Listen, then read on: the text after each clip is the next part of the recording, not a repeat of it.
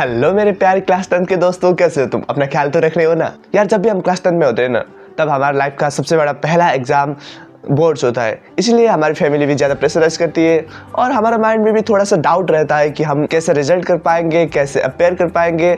इसी वजह से हमारे माइंड में थोड़ा सा प्रेशर क्रिएट होता है। तुम बिल्कुल भी टेंशन मत करना, अपनी लाइफ को मस्त से जियो और टाइम टेबल के हिसाब से पढ़ाई करते रहो, सब अच्छा होगा। आज के इस वीडियो में हम मजेदार और इंटरेस्टिंग वे में समझने वाले हैं रॉबर्ट फ्रॉस्ट की द डस्ट ऑफ स्नो।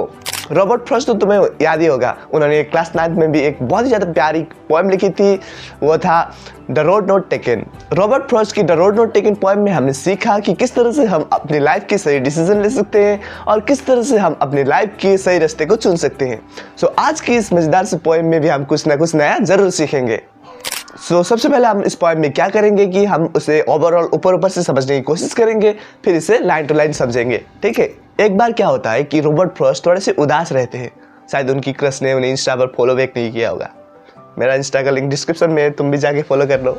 अच्छा, जब रॉबर्ट फ्रॉस्ट उदास थे तब वो बर्फ से ढकी हुई जगह से हेमलॉक ट्री के नीचे से गुजर रहे होते हैं।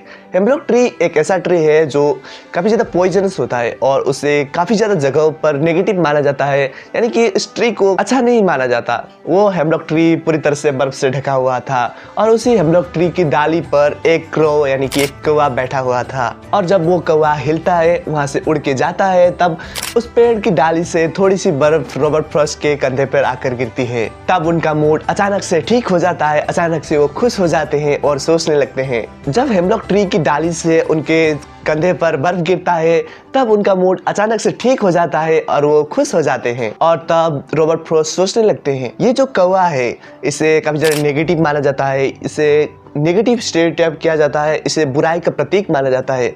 अगर ये और ये हेमलॉक ट्री दोनों जो नेगेटिव माने जाते हैं, जो जिसे नेगेटिविटी का प्रतीक माना जाते हैं, उनकी वजह से अगर मेरा मूड ठीक हो सकता है, जिसे हमने स्टेरियोटाइप किया है, वो तो बिल्कुल गलत है। हेमलॉक ट्री और क्रो दोनों को नेगेटिव माना जाता है और उन दोनों को ही नेगेटिव स्टेरियोटाइप किया जाता है, उनको नेगेटिविटी का प्रतीक माना जाता है। अगर इन दोनों मिलकर और उसकी डाली से जो बर्फ गिरा है उसकी वजह से अगर रॉबर्ट फ्रॉस्ट का मूड ठीक हो सकता है, ये तो बिल्कुल गलत बात हो गई कि उन्हें नेगेटिविटी का प्रतीक मानना, नेगेटिविटी के स्टेरियोटाइप करना। इस छोटी सी कहानी से हम जान सकते हैं कि किसी भी चीज़ की स्टेरियोटाइप हमेशा के लिए नहीं रहती और किसी भी चीज़ को बुरा या भला मानना, किसी भी चीज़ को स्टेरियोटाइप करना, सुपरस्टिशन पर बिलीव करना, ये सारी चीज़ें बेतुकी है। और आँख फड़कने पर कुछ बुरा होगा, नींबू मिर्ची से नजर नहीं लगेगी, वगैरह वगैरह, हम बहुत सारी सुपरस्टिशियस बिलीव रखते हैं। ये सारी चीजें सुपरस्टिशन है और इन सारी सुपरस्टिशन की वजह से हमारे समाज में एक बुरा इम्पैक्ट पड़ता है। हमें इन सारी बिलीव्स को, स्टेरियोटाइप को छोड़कर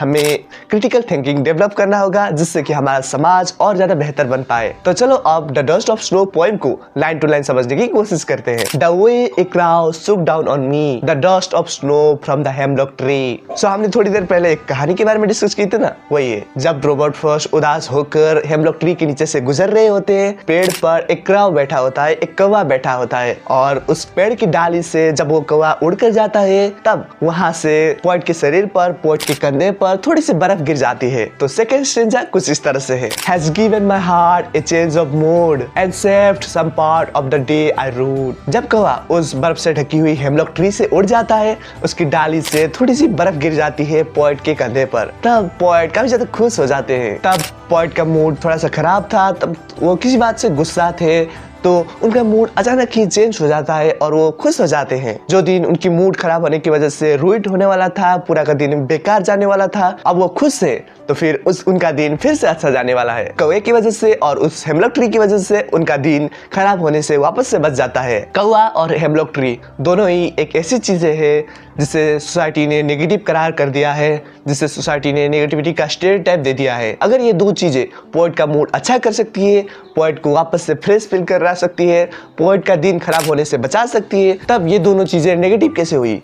इन दोनों ने कुछ अच्छा काम किया, कुछ पॉजिटिव काम किया। इस पोएम से हम यही सीख सकते हैं कि हम किस तरह से नेगेटिव बिलीव्स को भुलाकर पॉजिटिव ले सकते हैं, किस तरह से पुरानी सुपरस्टिशन को भुला सकते हैं, पुरानी स्टीरियोटाइप को तोड़कर क्रिटिकल थिंकिंग डेवलप कर सकते हैं। हम इस पोएम से ये सारी चीजें सीख सकते हैं।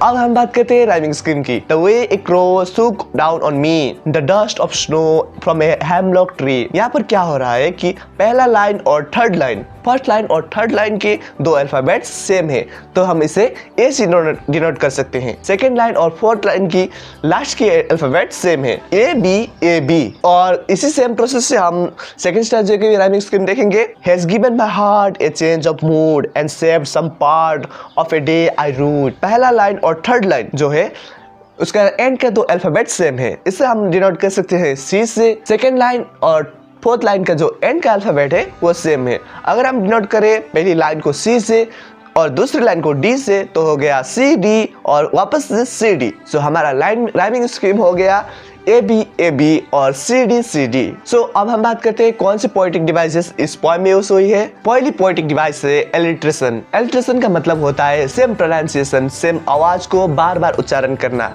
जैसे कि H for hiss, H for hurt. So दूसरा पोएटिक डिवाइस है एसोनेंस। एसोनेंस का मतलब होता है आसपास के वर्ड्स में वोवेल्स का बार बार इस्तेमाल होना, जैसे कि सुक डाउन ऑन मी। सो अगला पोएटिक डिवाइस है इमेजरी। इमेजरी का हम इसमें इस्तेमाल देख सकते हैं, जैसे कि जब भी हम डस्ट ऑफ स्नो के बारे में सुनते हैं इमेजिन कर सकते हैं कि स्नोफॉल हो रहा है, हेमलॉक ट्री है, वहां पर एक कौवा बैठा है। सो अगला पोएटिक डिवाइस है सिंबलिज्म। यहाँ पर पोएट स्नो को सच्चाई के साथ, पीस के साथ, शांति के साथ सिंबलाइज करते हैं। और जैसे कि हमने हमारी सोसाइटी ने बना दिया है, स्टेरियोटाइप कर दिया है कौवे को और हेमलॉक ट्री को नेगेटिव एनर्जी के साथ, नेगेटिविटी का प्रतीक के साथ, उसी चीज को पोएट भी सिंबलाइज करते हैं। So thank you so much for watching this video. बहुत सारे क्वेश्चंस मैंने डिस्क्रिप्शन में दे दिए, वहां जाकर तुम पूरे के पूरे क्वेश्चंस लिख सकते हो। रिलेटेड टू गॉड की मजेदार एक्सप्लेनेशन नहीं देखी है तो तुम यहाँ क्लिक करके पूरे के पूरे एक्सप्लेनेशन देख सकते हो। Nelson Mandela long walk to freedom को भी बहुत ही ज्यादा मजेदार और इंटरेस्टिंग वे में एक्सप्लेन कर रखा है, यहाँ पे क्लिक करो और पूरा का पूरा मजेदार एक्सप्लेनेशन देखो। सो मैं मिलता हूँ तुम्हें दूसरी किसी मजेदार से एक्सप्लेनेशन में, तब तक के लिए बाय बाय, अपना ख्याल रखना।